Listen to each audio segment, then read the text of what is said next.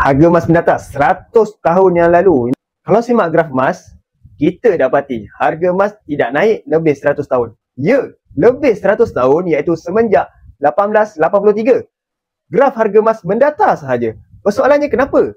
Apakah tiada permintaan kepada emas? Bukan. Jawapannya, duit itu sendiri digunakan sebagai emas. Walaupun mereka memegang wang kertas, tetapi hakikatnya ketika itu hanya voucher ataupun kupon sahaja. Maka harga emas memang tidak ada naik dan turunnya disebabkan duit itu sendiri adalah emas.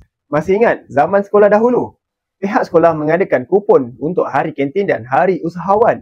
Murid-murid perlu beli kupon untuk berbelanja pada hari usahawan itu. Kupon itu bukanlah duit, tetapi ia hanya alat mewakili duit sahaja. Jadi begitulah juga dengan sistem kewangan dunia sebelum 1971. Wang kertas hanyalah alat bagi mewakili wang yang sebenarnya itu emas. Nak mula menabung emas dengan ilmu di Public Gold? Jom saya bimbing anda. Nak menabung emas dengan ilmu di Public Gold?